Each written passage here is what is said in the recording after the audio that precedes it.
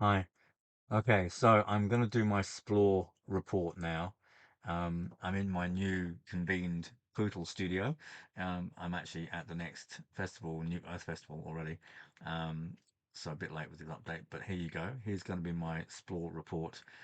For those of you who don't know, Splore is a kind of mainstream festival. It's usually has about 8,000 people attending to it. It's a very much a dance party with a lot of loud music. It takes place on the beach in a forest, so it's kind of got the kind of classic combination for a New Zealand summer, which is to say sea and sand, loud music, and copious amounts of mind-altering substances, including alcohol. So this is one of the few alcohol venues that I go to in terms of reading hands. And it's interesting to therefore to notice kind of the different kinds of people that come to these different kind of festivals, and that's part of what I'm going to explain to you now. But of course, I've got the usual range of different types of people, and I'm just going to give you a quick list of the kind of people that turned up. So, office administrators, a healer, salespeople, nail technicians, um, university admin people, an earth mover. Of course, that was the person with the earth skin texture. Um, but also people like mechanics and hunters and helicopter pilots, TV producers, and a whole bunch of other people besides. But there were some of the more interesting um, characters that turned up over the weekend. So it was a 3-day festival, and I read 33 hands over that time. So it was a pretty busy weekend, and you can probably tell my voice is a little bit sore still from doing all of that. But what was particularly notable was the distribution of skin textures. So, for example, I encountered absolutely no water skin textures whatsoever. When I go to festivals or mind body spirit fairs, I expect to see probably 50% water skin texture, 50% air skin texture, or maybe 40-40 and a smattering of fire or earth. No, literally in this particular one, 21 of the 33 people attending had fire quality skin texture.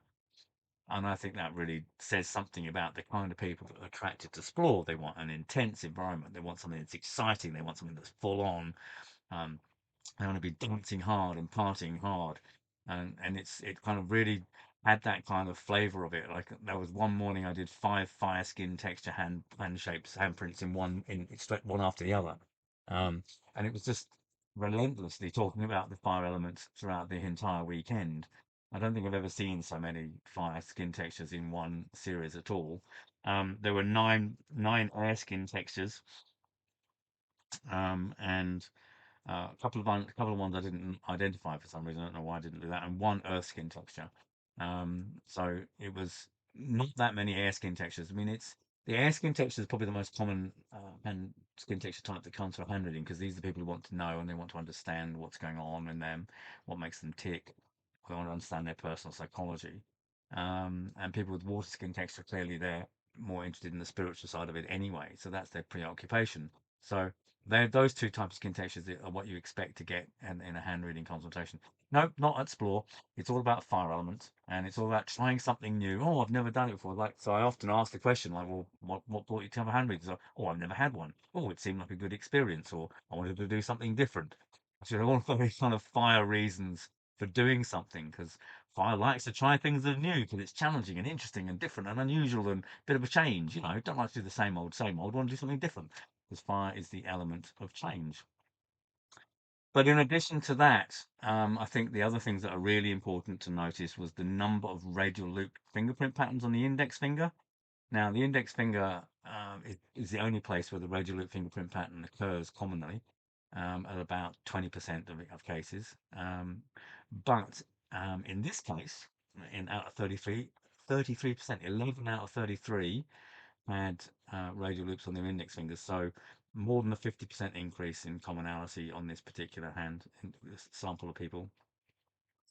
And the other thing that was extraordinarily common was double jointed thumbs, where the lower phalange of the thumb is kind of completely almost dislocated and hyperflexive and not a kind of connected to the palm at all. So this double jointedness or hyperflexivity there. And about 13 out of 33 of those had hyperflexive double jointed lower phalanges, and another 5 or 6 had very bendy top phalanges. That I probably expect to see is a kind of relatively common thing. But the fact that this bottom phalange is also extraordinarily and sort of dislocated, I like to call it, I think is also incredibly telling.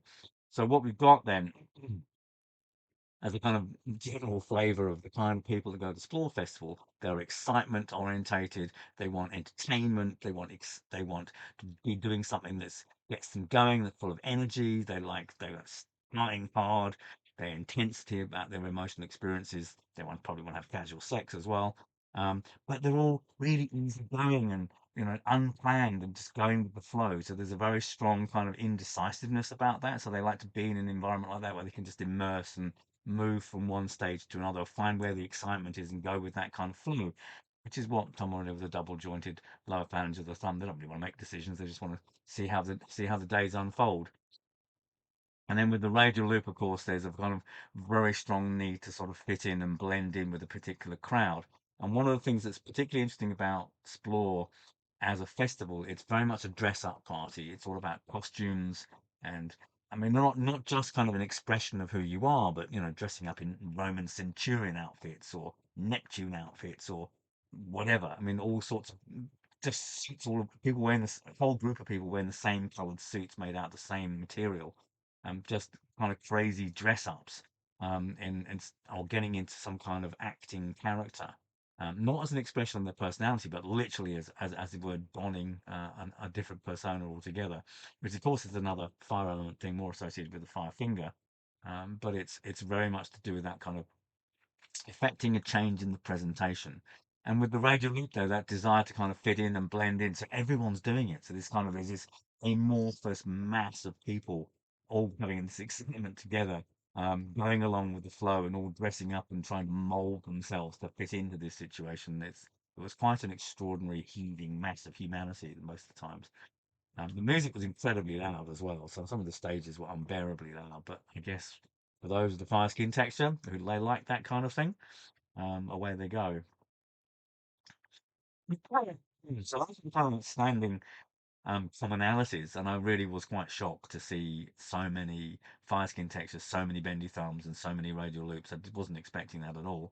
Um, Clearly, the usual range of suspects, people with short, women with short loaves of air fingers, that whirls here, double loops there, those kind of things, you expect to see those all over the place. But I'll give you a couple of really good examples of some interesting hands that I came across, which I thought were really noteworthy.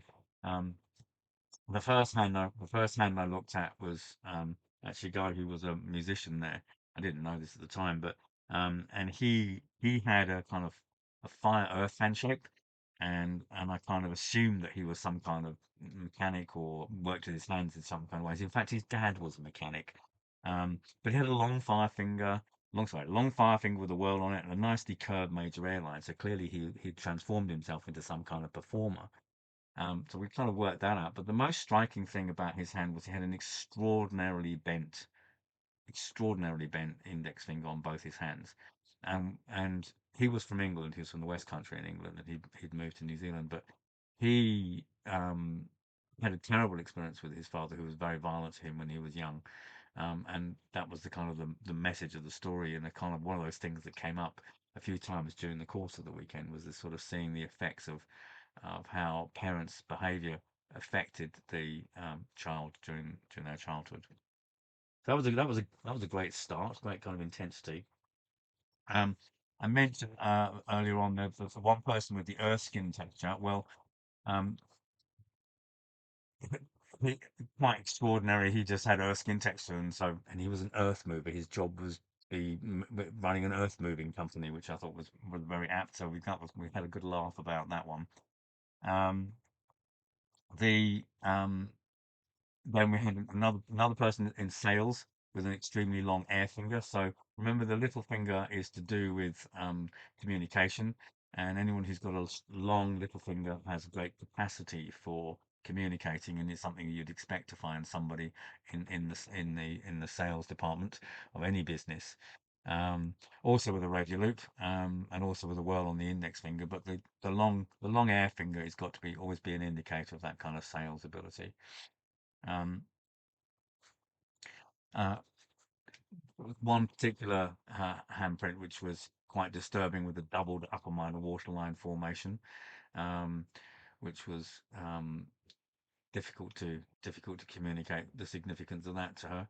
Um, there was one reading took I actually spent one reading I actually did almost like a double session, but there were so many interesting different characteristic features on that person's hand, including the double jointed thumb, um, and separated air and earth line, which was clearly a big topic of conversation. Um, but what I got a lot of was double loops on thumbs as well. And probably the most interesting person I encountered was somebody who had double loops on both their middle fingers and an index finger. Um, and she was of Indonesian origin, and her, was brought up in the UK, but now living in New Zealand. And her life was very much an expression of this um, bit having to counteract and interact with and counterbalance the two different cultural impulse that you get when you have that kind of bicultural identity, which I think is an extraordinarily potent um, expression of the double loop on the earth finger. She also had incredibly powerfully long minor phi lines in both hands as well, and we'd spent time talking about the significance of double loop. I said, "Oh, you're either a healer or an artist," and in fact, she was a healer. So I'll show those handprints on my Instagram page so you can actually look at them, because they were incredibly good example of minor phi lines, which you don't see fully formed and present on both hands. So that was another interesting one. Um, Out of all, I think I only saw three or four guys' hands, but the guys' hands were all really interesting. So there was one case where a woman came and then her husband had to come for hand reading as well, and he had an handshake with fire skin texture, so quite quickly worked out that he was a mechanic and worked with his hands, and he was also into hunting and fishing, of course, as you would if you had an earth hand.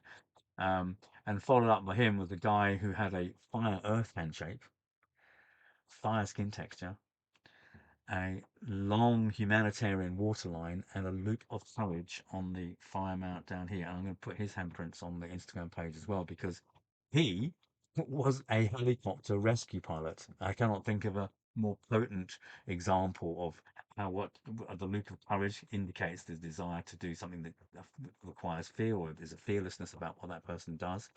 A strong sense of compassion and wanting to help other people on a fire earth handshake, which is obviously somebody who's very practical and hands-on, good mechanical skills or any other technical ability. And he was really built, really big and strong as well. Had a massive ball of the thumb. And when you get that massive ball of the thumb, you know you've all got somebody who's very physically present within the world, and their work is going to be very physically demanding. So he was a great example as well. So it was wonderful um, to see that kind of patterning coming through, and in such a kind of graphic way, as often the hand actually does. Um, so and of course there were the usual tears and self discovery and people sort of feeling very seen and very understood. And on the whole, I think we can say it was a very successful festival weekend's work. A lot of people have already contacted me because they want to have follow-up sessions with me. Most of those readings were 15-minute readings. I think I did 11 half-hour ones and 22, 23 um, 15-minute ones. So people are going to come back to have a follow-up because they kind of got an idea of what hand reading can do for them, and found it very powerful and very insightful. So for those who were at Splore and you want to give me a call to have a follow-up reading, do so. Um, and you will find out more about who you are and where you're going in life. All right, so I'm now at New Earth Festival, and I will be here for this weekend, and I'll let you know how that goes. I don't expect to see so many fire skin textures here, but you never know what you might find when you put yourself in these kind of environments. So, like, subscribe, leave any comments below, and I'll catch you with the next one.